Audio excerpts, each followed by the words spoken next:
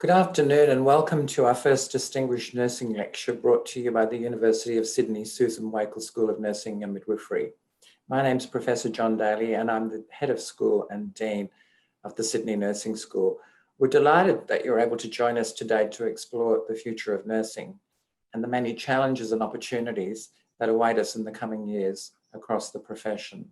We have an extremely esteemed list of speakers contributing to this series over the coming months, and I encourage you to register for many events as each lecture will cover different perspectives from different countries. Before we start, I would like to acknowledge the traditional custodians of the land on which we work and live and recognise their continuing connection to land, water and community. I pay my respects to elders past and present and emerging. I just want to cover a little bit of housekeeping with you before I hand over to Rosemary. Our lecture today will run for about 40 minutes and will be followed by a Q&A session at the end. Guests are welcome to submit questions throughout the presentation through Zoom and they'll be addressed afterward. The lecture is also being recorded and will be published on our event webpage should you wish to listen to it at a later date or share it with colleagues. I'd now like to introduce our speaker for today's lecture. A big warm welcome to my colleague and friend, Dr. Rosemary Bryant, AO. We're so pleased that you're here, Rosemary, to participate in this important discussion from Melbourne.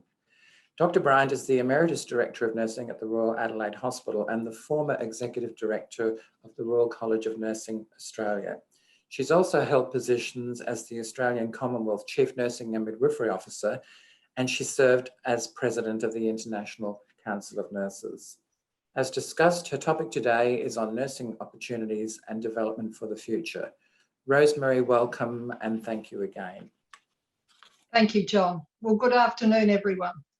I also would just like to add my acknowledgement of the traditional owners of the land on which the University of Sydney is located and pay my respects to their ancestors, past, present and emerging.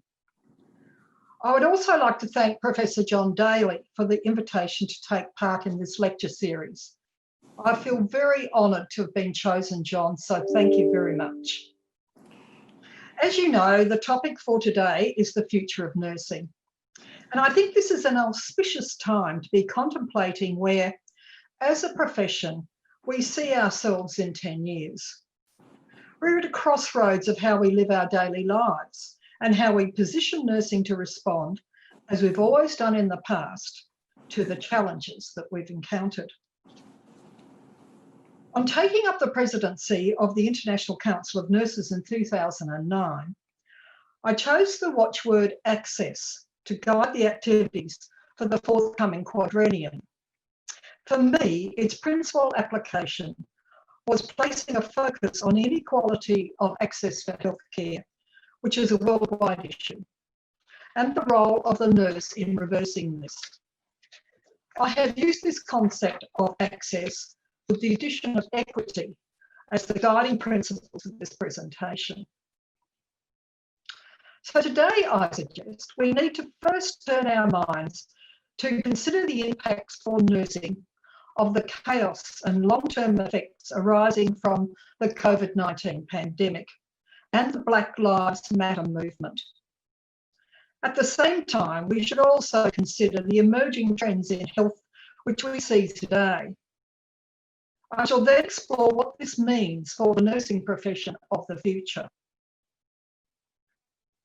We as nurses find ourselves in a particularly favourable position, as although we've consistently been rated as the most trusted professionals in English-speaking countries for the past 20 years, the general public, indeed the media, now have a more nuanced idea of what we do and of our central role in the pandemic.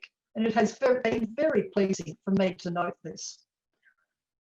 In March 2020, COVID-19 exploded in Australia.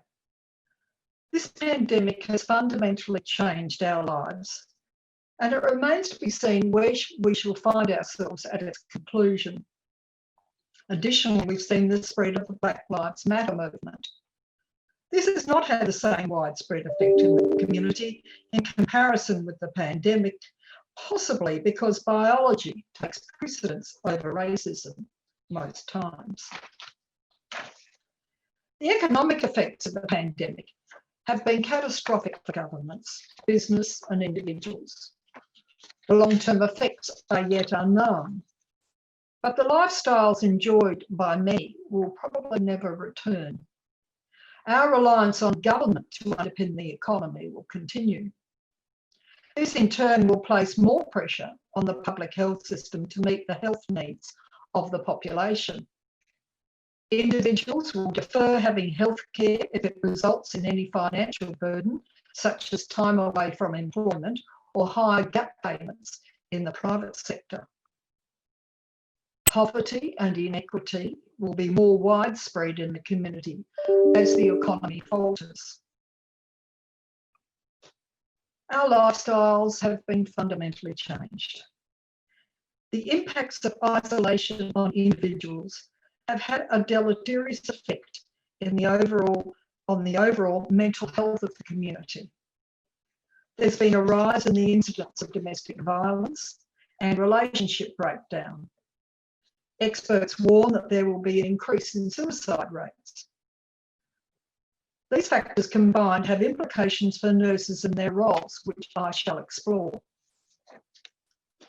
The Black Lives Matter movement, spearheaded by continuing events in the USA, has been taken up with alacrity in Australia. Specifically, the health status and inequality of opportunity for Aboriginal and Torres Strait Islanders has long been a source of shame in our country. Since 2008, all Australian governments have been working towards closing the gap, a framework of goals in childhood mortality rates, life expectancy, incarceration rates, employment rates, and in education, such as literacy and numeracy rates. Delivery of high quality primary healthcare is key to achieving these targets. There's been much improvement in some of the targets, but there remains much to be done, and incarceration rates for Indigenous people are high. Aboriginal and Torres Strait Islander leaders have recently called for variously a treaty or a voice to Parliament. Trends in the health system include the increase in non-communicable diseases such as diabetes, obesity, asthma, and other like diseases. Racism is a factor as these trends are exacerbated in Indigenous communities. We are currently, and have been for some time, seeing demographic change in the form of an ageing society and an increase in the burden of disease, with the rise of degenerative disease occurring alongside the recrudescence of quiescent communicable diseases. There have recently been calls to increase the provision of mental health services, which is a continuing challenge. The young are a particularly vulnerable cohort. Over the past 40 years, we have seen consistently declining lengths of stay in acute hospitals, both private and public. Accompanying this trend has been the increase of health services in the home, principally to the ageing, but also for those with semi-chronic conditions. Most of the elderly population wish to stay in their own homes. Technological advances in other components of healthcare, such as drug therapies, prosthetics, and robotics, are also taking place. Notwithstanding this, we cannot leave this section without some mention of the ongoing need for traditional care in all its forms given by nurses. Other environmental factors which will have an influence on healthcare delivery are climate change, natural disasters, and foreign relations. Australia has in recent times seen the full suite of natural disasters, and these, I understand, are set to continue. The most dramatic of these is bushfires, as they claim lives, and their economic and environmental effects continue long after the event. They also have a profound impact on individual lives and families. In the past year, in addition to very destructive bushfires, both here and in the United States, we've also experienced floods and drought. In other parts of the globe, there's also been an increase in humanitarian crises, such as displacements of whole segments of populations because of conflicts, racism, earthquakes, and tsunamis. The warming of the planet, to a greater or lesser degree, will have an impact on the overall health of the population. The WHO lists the health effects of climate change on the social and environmental determinants of health as being clean air, safe drinking water, sufficient food, and secure shelter. In our part of the world, we can add higher temperatures to that list. These effects of climate change result in increased deaths from malnutrition, malaria, diarrhea, and heat stress. Moreover, it has been observed that zoonotic diseases have the propensity to jump species in a warming world and result in an increased number of pandemics. It is generally acknowledged that we are currently experiencing the latter with the COVID-19 pandemic. Finally, I must mention that there is the low possibility of war with its catastrophic consequences, but I won't examine that in any detail. So in summary, I see the drivers for change arising from this scan as being an increase in out-of-hospital care coupled with increased technological complexity of all aspects of care. The need for nurses to perform in new and enhanced roles is taking place now and will only accelerate.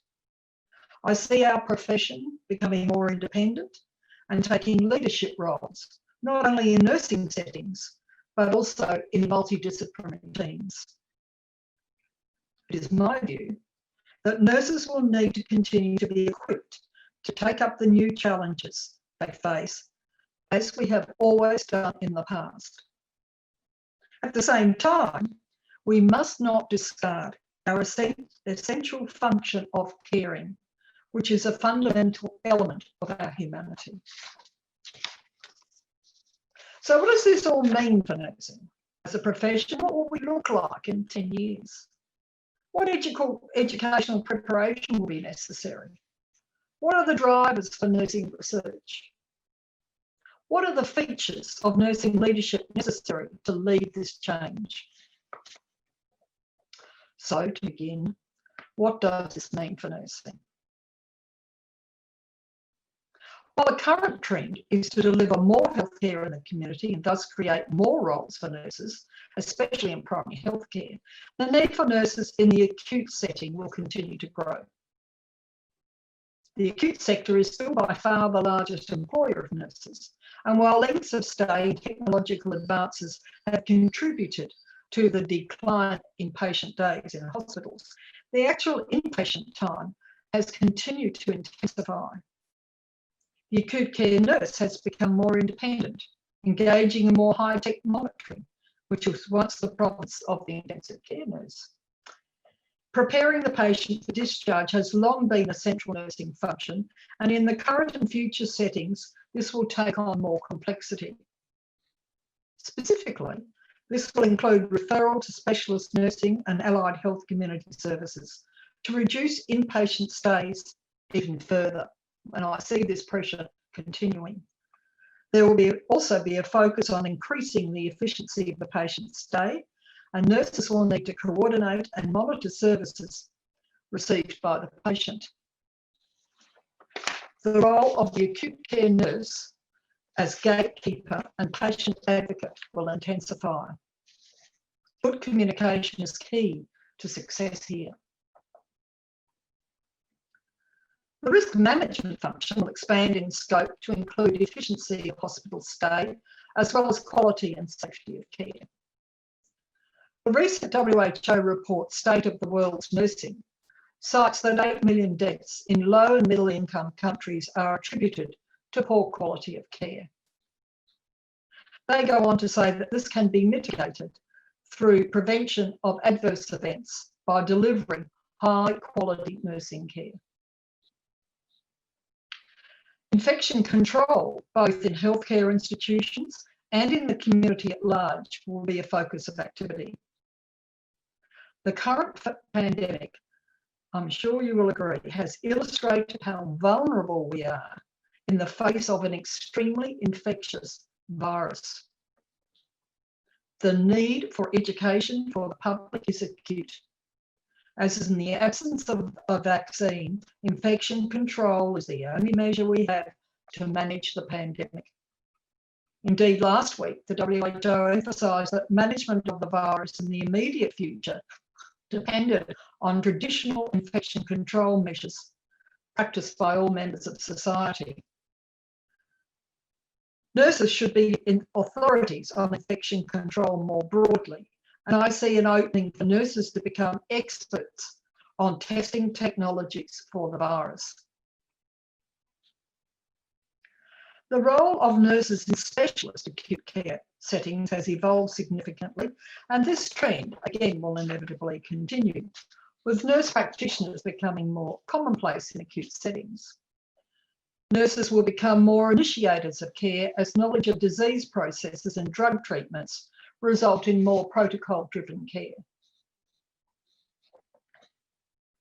The current trend in aged care is provision of more services in the home, and we have seen our government fund more home care for the aged. And this has been intensified because of the pandemic and the high number of COVID-19 cases in our residential aged care. As the number of aged in our community grows, there is a need for more innovative service delivery models that support people in their own homes. Nurses are ideally placed to lead these developments and provide oversight of their ongoing implementation.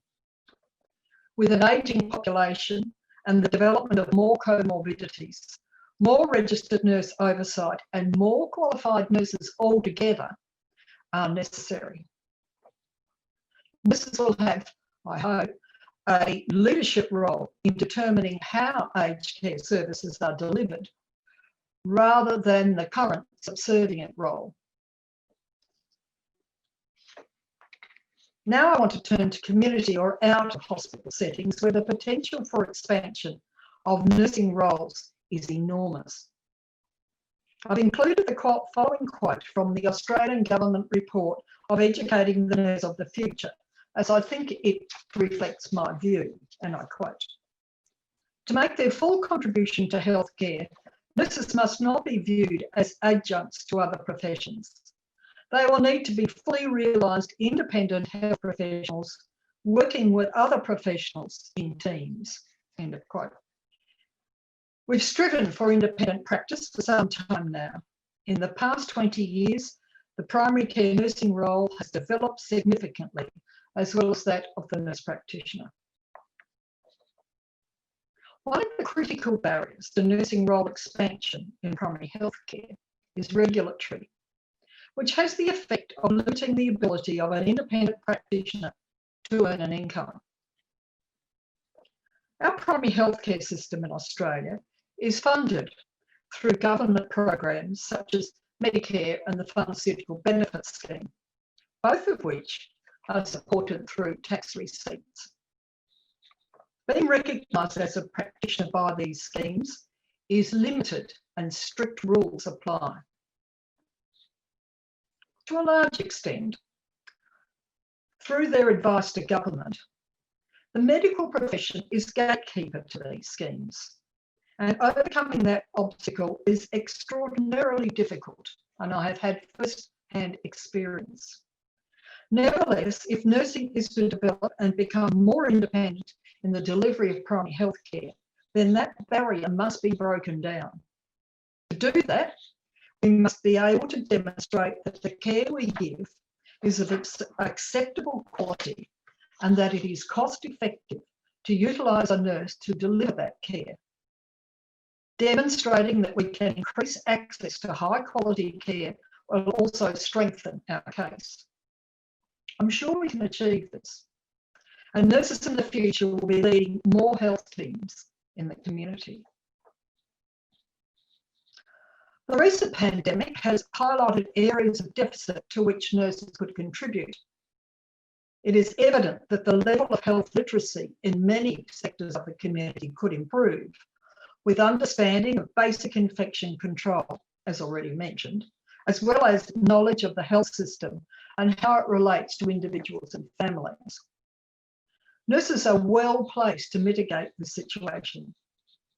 Nurses today also play an essential role in health promotion and in the management of non-communicable diseases and chronic conditions. And I see the need for this role expanding.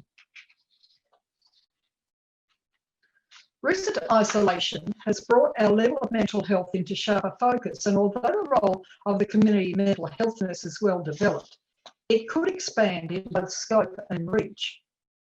This has the advantage of keeping hospital admissions down and contributing to the overall health status of the population.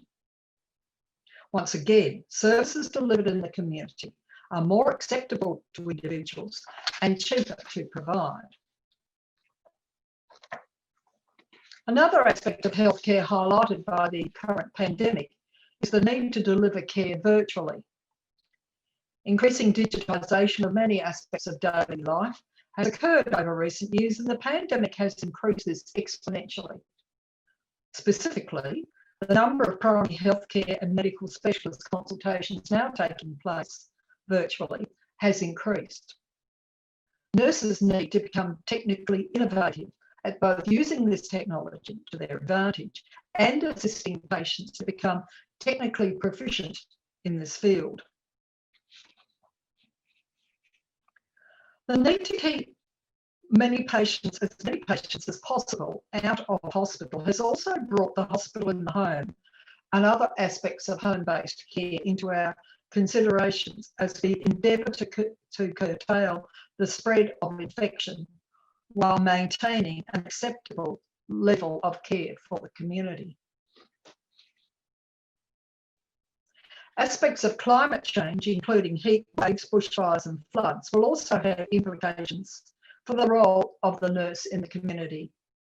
The nursing role in educating the aged and their families about the health effects of heat stress is important and should form part of general health literacy education. In the short term, disaster recovery, particularly in devastating events such as bushfires and earthquakes, has implications for both primary healthcare and mental health. As bushfires tend to occur in rural areas where health services are generally dispersed, basic primary health care is often compromised, making this a priority for re-establishment. Nurses can play a significant role in this situation. In the medium and longer terms, effects of the disaster on the mental health of the survivors will result in increasing the demand for mental health services, and nurses, as already discussed, are well placed to provide these. Once again, I see nurses leading these multidisciplinary healthcare teams.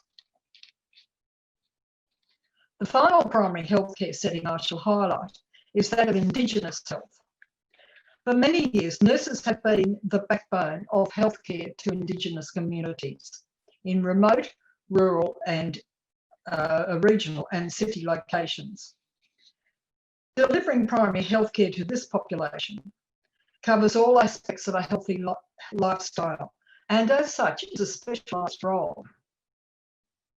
Primary healthcare providers are key to achieving the close of gap targets, which I mentioned earlier. The challenge in this area and in other health settings is to increase the numbers of Indigenous nurses and midwives, as they are best placed to deliver culturally competent care for the Indigenous community. The most recent figures reveal that 1.2% of all nurses and midwives are Indigenous, which falls short of the ratio of Indigenous peoples in the population, which is roughly 3.3%. It is my hope that in the future, the composition of the nursing workforce will be more reflective of the overall Australian population.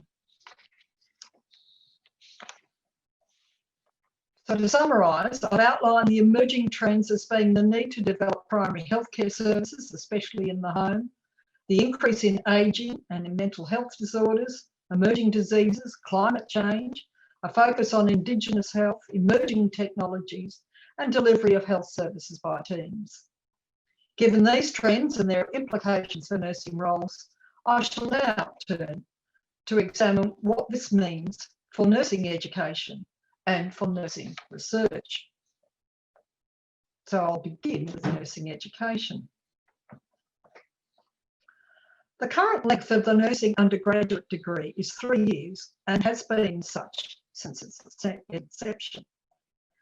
The pressure to increase this is unrelenting and probably will always be the case, whatever the length. I think it began when we actually instituted a degree in our higher education sector. Providing a basic education which is both broad and has depth is essential. If nurses of the future are able to build on this educational base to meet the changing needs of the health system and to take up roles which do not exist at present, any effort to increase the length must be based on evidence of need if it is to be successful. The comparative advantages of including extra topics or more comprehensive subjects in the curriculum must be balanced against the costs of lost wages to individuals brought about by delaying entry into the workforce and the overall cost to the economy and the education sector in particular. I've already mentioned the lack of Indigenous nurses in the workforce. To ameliorate this, there are several initiatives under a broad umbrella of support which can be employed. The most effective of these are mentoring programs, preferably featuring Indigenous mentors. Other supports such as financial assistance and programs designed to facilitate learning also help. The number of clinical practices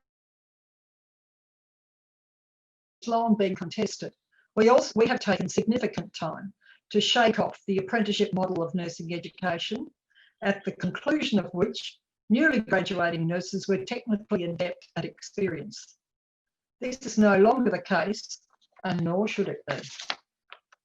The nurse of the future, and indeed today, needs to understand and implement the underlying principles of clinical practice to enable her or him to adapt to any clinical situation. Increasing the number of actual hours may assist this to happen, with the stipulated hours being regularly reviewed to ensure that the student is adequately prepared. Simulation is a valuable adjunct to actual face-to-face encounters and can be adjusted to any clinical situation to provide maximum exposure to a variety of clinical settings. Several countries, similar to ours, such as the United Kingdom and New Zealand, require more clinical hours in their undergraduate programs. This is a topic which needs regular scrutiny to ensure competence for the beginning practitioner. Regardless of the model and length of clinical experience, new graduates will always take time to acclimatise to the workplace. Requiring the completion of a transition to practice program is the practical aid for this acclimatisation to occur. And emphasis in this program should be on induction and orientation. However, there are significant cost implications flowing from mandating these programs. Furthermore, availability of suitable placements is limited. Expanding the variety of settings in which they can be conducted, such as in primary healthcare, is one solution to ameliorating this issue. Postgraduate education will need to continue to be provided using online as well as face-to-face modalities. The scope of postgraduate programs will expand, though, with nurses undertaking more interdisciplinary courses as their roles in the community broaden. Universities will need to scan the health industry more intensely to provide programs relevant both to industry needs and, again, new roles. Growth areas are set to be in primary healthcare in the fields already mentioned, although the need for advanced nursing roles in the acute setting, such as emergency critical care and palliative care, will also grow. Nurses will also undertake more generic health programs such as public health as their roles and capabilities expand. Finally, we need to consider the implications for nursing research. If we are to be a major contributor to the health sector, we need to ensure our recommendations and opinions are all based on evidence. Nursing research currently informs our practice, but we need it in the future to be the basis for the development of new roles, new models of care, and other workforce considerations, such as nurse staffing and value for money considerations. I see a future where ideas for delivering services which are explored and developed based on community expectations and evidence, which includes consumer satisfaction and cost effectiveness. Nursing research has a big role to play here. As I mentioned earlier, there is no reason why a nurse should not head up a multidisciplinary health team in a variety of settings, including health research. While clinical research has been a cornerstone of nursing research, we need to expand our horizons and consider the impact of disruptive technologies and big data on our practice and in nursing education. Predictability modelling will develop, and this will have implications for nurse staffing, amongst other things. The molecular biological revolution will result in research into new fields, and nurses will need to be educated and prepared to embrace this. I've already mentioned the role for nurses in virus testing techniques. Robots and other technological modalities, such as simulation as an adjunct to clinical experience, will change the way we both teach and practice. And I'm sure these will be commonplace in the future. In an environment of competition for scarce resources, we need to have strong evidence on the effectiveness of our care, particularly from a fiscal perspective. There are so many ways in which we could contribute to streamline care, enhance the consumer and family experience, and reduce the costs of care. An example of this is the employment of a nurse practitioner in every residential aged care facility, who could minimise the transfers of residents to emergency departments by prescribing care to take place in the residential facility, thus saving the cost of transfer and treatment in the hospital. Transferred to unfamiliar surroundings and preventing overload in the emergency department in the hospital. Again, I'm sure that roles such as this will be a feature of our health system of the future. Research into new roles will be necessary as clinical specialties emerge and create opportunities for nurse specialists. On the other hand, if the nursing workforce is to be maintained at its optimum level, we need to research the elements which satisfy the workforce and those which militate against nurses staying in their roles. We need to understand how we might keep older nurses in nursing. These are just a small example of the research questions to which we need answers based on firm evidence now and in the future. I have assumed that new roles for nurses will all be in healthcare settings. But we need to look more broadly and envisage more roles for nurses in the mainstream. Today, there are nurses in the Parliament, nurses in public health, and even nurses employing medical practitioners. The position of Vice-Chancellor of Wollongong University has recently been filled by a nurse. Catherine Murphy, in her recent quarterly essay, The End of Certainty, documenting the COVID-19 pandemic, described the Treasury Secretary, a very important person in terms of the response to the pandemic, as having, and I quote, a flicker of emotional intelligence, end quote, which she attributes to his starting his career as a nurse. These nurses bring the qualities common to each of us to their mainstream positions. I'm sure you could all provide many more examples of nurses stepping outside their usual boundaries, taking on non-traditional roles and using their nursing knowledge. This will continue. I want to turn now to some discussion on leadership in nursing.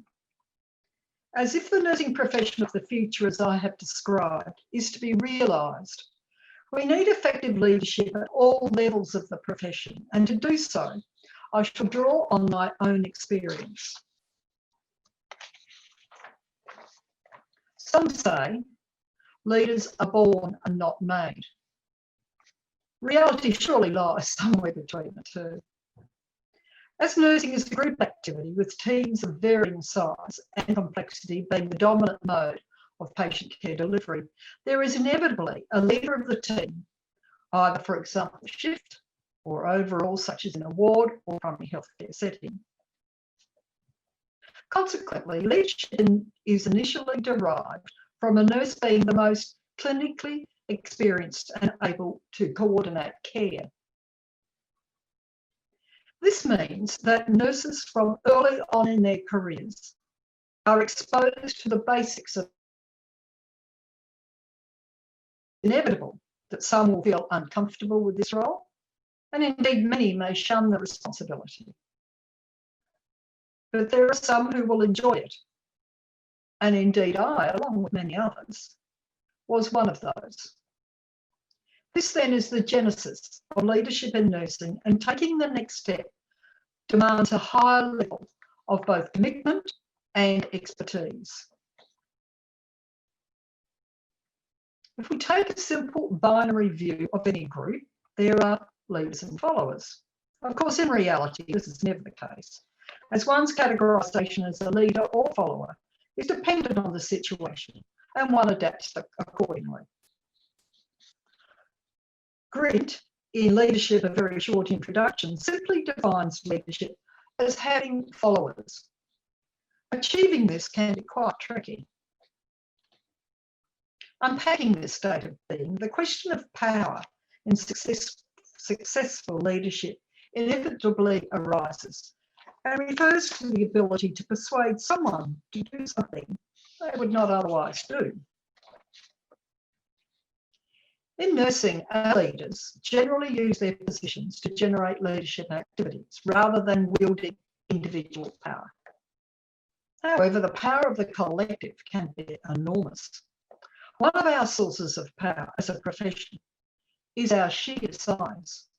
This is reinforced by the essential nature of our work, which has indeed ascended into the public eye during the COVID-19 pandemic. We must take the opportunity to harness that power while advocating on behalf of our patients and for enhancing our profession. In my experience, the essential characteristics of a successful nursing leader are several. First, one needs to be very well informed, and this is achieved mainly through sheer hard work, making sure one knows every aspect of an issue at hand and being knowledgeable on the subject. Being perceived as credible is an essential attribute for a successful leader. Second is understanding that one individual cannot possibly view an issue from every conceivable aspect. This leads to listening to others and weighing up the pros and cons of all suggestions, and then taking a risk on the correct actions and communicating the reasons for this approach. Grit says only a collective can hope to solve complex problems, and this indeed has been my experience in the past. Third, engendering trust, and this only evolves through a track record of successful leadership situations. Central to this is treating those who one is leading as individuals with empathy and all with equally valid inputs. Along with this is the notion of certainty, being able to communicate why a certain pathway is desirable and exactly what needs to happen to achieve the outcome. This has the effect of followers feeling safe and therefore willing to trust and have confidence in the leader. Finally, in my experience, being determined to achieve a certain end is essential for success. Being willing to set one's own agenda or sticking one's head above the parapet is an important characteristic of a successful leader. Allied to this is being self-motivated. On the flip side, we must also be prepared to take responsibility for ourselves and others. In nursing, our agendas in the past were set by others. For example, we were taught to slavishly follow doctors' orders. Just remember, I did my initial nursing education in the 1960s. This extends in decision-making forums where it is common for doctors to dominate the discussions and nurses to implement the decisions. Today, though, we are professionals in our own right, caring for patients in a partnership with other health professionals, and in community settings, we are often leading teams and setting agendas. We need to be actively engaged in the battle of ideas, and they need to do more of this for our profession to achieve its full potential. I would lastly add, though, the elusive phenomenon of charisma to this discussion. We can all point to world leaders and others who are charismatic, but it is difficult to distill exactly why they are so. Maybe it's just magic. I focused on leadership in the clinical setting, and I now want to turn to leadership of the profession in a wider sense. My leadership roles in the profession have been varied. In my experience, leadership is intrinsically aligned with having a vision of how it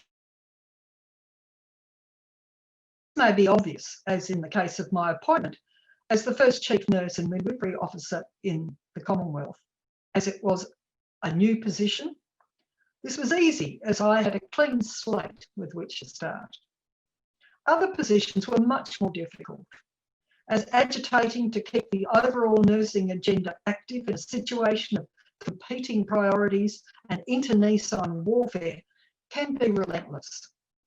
In these positions, understanding the political environment, creating networks, and having a vision about what can practically be achieved now and what must wait are essential elements of success. Knowing when to negotiate hard and when to trade off certain elements is a balance. Nevertheless, the basic features of leadership, namely hard work, collective engagement, engendering trust, and a willingness to take risks, still apply. If we are to achieve the nursing future I have described, we must nurture aspiring leaders through mentorship and other like programs. Being a leader can be quite isolating. Identifying those nurses with the elements of leadership I've mentioned and with the addition of mental toughness needs to be actively pursued. And so to conclude, we need many nursing leaders if we are to support our colleagues in realising our vision and goals.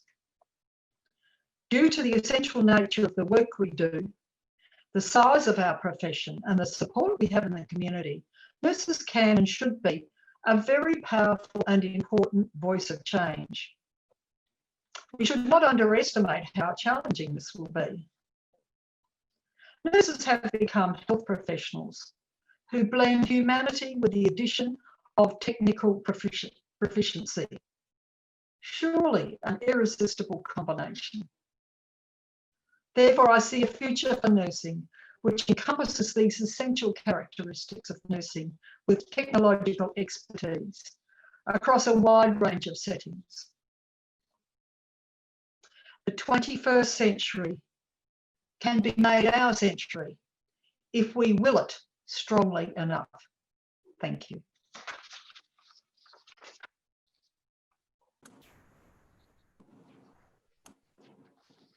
Rosemary, thank you very much for that very thought-provoking, inspiring, insightful presentation. I'm going to attempt a brief summary. You've challenged us to think about a whole raft of issues. The rich and wide-ranging coverage of topics and issues was actually quite amazing. So I think you predict that, of course, that caring will remain central to nursing. You see that nurses will be recognised more as independent practitioners and leaders going forward. You've talked about expanded leadership roles for RNs, talked about a number of practice contexts in particular, including the very challenging area of aged care. The strong prediction that expansion and advancement is going to happen in registered nurse roles in a number of contexts, and the fact that leadership is going to be very, very critical to that. You touched on climate change, Indigenous health, systems of care, nursing research, nursing education, the impact of technology on practice in the future. I think really importantly, you, as a leader, you touched on how to break down the barriers to progress and provided us with some sage advice. In addition to covering sources of power and giving advice on how we should best harness those to advance the profession. And then I think your emphasis on effective leadership was wonderful, sage advice. I want to thank you again. It's hard to do a round of applause in a virtual environment, but it was an absolutely fantastic lecture. Thanks so much. So that's for me. I think I should give some time now to our guests to put some questions to you. And we've asked that guests place the questions into the Q&A section. And I can see I've got a few in the Q&A, but I've also got a number in the chat facility. So I think I'll turn to the Q&A first. Just bear with me.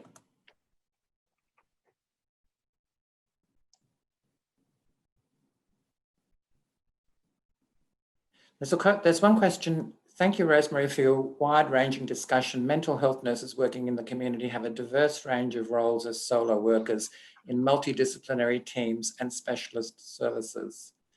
As a credentialed mental health nurse, I note that this nationally consistent standard of recognition of skills, knowledge, and experience is rarely discussed and not acknowledged by health services. Can you please comment? Thank you. Yes, I think the College of Mental Health Nurses has done a very good job with their credentialing program. There has been a big emphasis on mental health, provision of mental health services in Australia, particularly at this time in the midst of the pandemic. I'd just like to draw your attention to funded by the Commonwealth in Victoria only, because of course we've been locked down more severely than other parts of the country, in which there are 15 mental health hubs, and there are teams of mental health nurses, psychologists, social workers, alcohol and drug workers, which are located in GP practices or city sites. And I think that bringing those mental health services, well, locating them dispersed across the countryside, and bringing them into communities does a lot to sort of to bring mental health services to the community, so that they don't necessarily need to be people with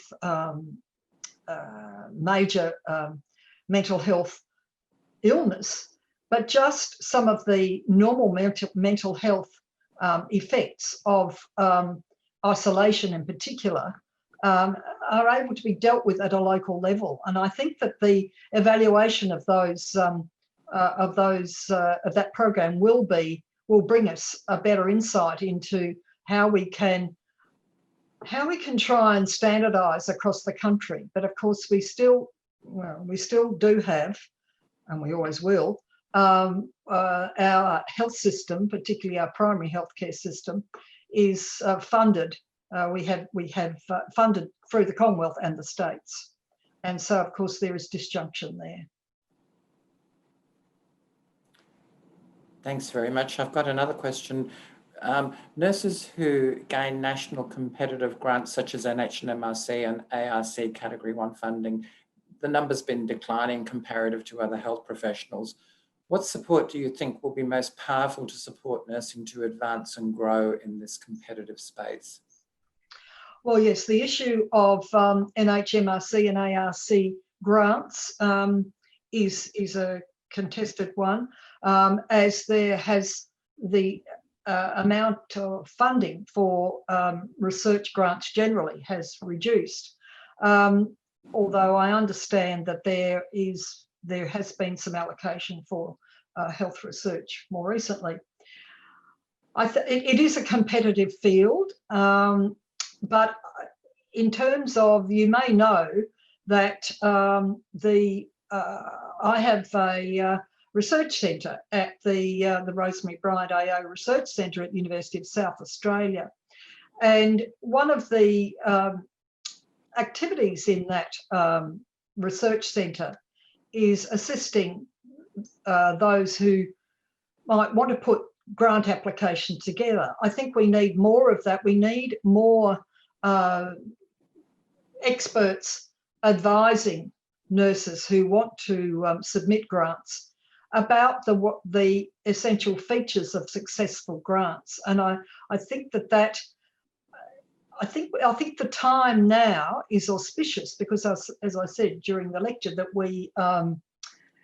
that there's a major focus on nursing, and so I guess I'm feeling fairly hopeful about that area, that we will have a higher proportion of these grants given to nurses.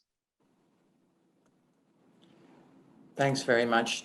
There's another question about how we can improve pathways. I'm interested to hear your thoughts about the research career pathway for nurses in Australia. The pathway into PhD seems broken at the point of choice of bachelor honours versus new graduate transition to practice programs. How can we improve the research career pathway for nursing? Should there be and include an honours year as a pre-registration prerequisite? How can we ensure there is a next generation of nurse researchers? Well, as many of you know, I am not an education specialist, so I shall just preface what I'm going to say with that. I did talk about the length of the undergraduate program. There has been pressure unrelenting, as I said, on the length of the program, but I think there is a lot of work to be done before we can mandate an honours year, for example, as a prerequisite for registration. I think there is a lot of work that would need to happen for that to be fulfilled. At the moment, being a nurse researcher, I think that nurses should have a strong clinical background before they and use that as a stepping stone to a research career. And so that would be my advice. But of course, these pathways I do think need better delineation. But I would encourage the university sector to examine that in the future. Thanks very much. Rosemary, we have a question about the nurse practitioner movement in Australia. We have many qualified who can't find positions. Yes. So that is a big issue for us. If we look at Canada and the USA, yes. And the advancements that they've made with the nurse practitioner role, how do you think we should tackle that to open up more positions and to advance that important healthcare provision agenda? Well, as I gave one example in aged care, I think that there needs to be, as I said, that we need to break down the barriers for the regulation of nurse practitioners in terms of access to Medicare. That there needs to be a review. When we set that up in the, I can't even remember, 2010, I think, somewhere around about then, there were so many barriers put up, and we were lucky to be able, in fact, getting nurse practitioners access to Medicare was a major achievement, although it was not perfect, or it is not perfect. But I think that there needs to be, through the College for Nurse Practitioners and the other nursing organisations, Australian Healthcare, Primary Healthcare Association, we need to, no, I'm sorry, I should have said, we need to start lobbying governments to get the funding right, because until you can get the funding right, you can't actually then get the more positions in the broader healthcare system. It's quite complicated, it's complex, and so that would be my advice. Great, thanks very much. Thanks very much for the questions, and thank you again, Rosemary. We're approaching 1 o'clock, so we need to wrap up our questions now. So once again, thank you to Dr. Rosemary Bryant, our speaker today, and to all our guests that joined us across the world. I hope you enjoyed our conversation and took away some important insights that relate to your work in nursing or healthcare. We'll be hosting another live webinar on Wednesday, the 18th of November at the same time with Professor Deborah Jackson, formerly of the Faculty of Health at the University of Technology and Editor-in-Chief of the Journal of Clinical Nursing. I'm delighted to let you know that Deborah Jackson will be joining the staff of Sydney Nursing School on the 1st of February 2021. Deborah's discussion will focus on social justice and equity in healthcare, and it's also sure to be incredibly interesting. You can go to the webpage of Medicine and Health Nursing Lectures at the University of Sydney to stay in touch with what's happening with this lecture series, to stay tuned for updates and to learn about other lectures and recordings over the next 6 months. I thank our guests today for a wonderful presentation again, and this will be available as a podcast. Thanks very much, everybody. I'll close today's discussion. Thank you so much. Thank you.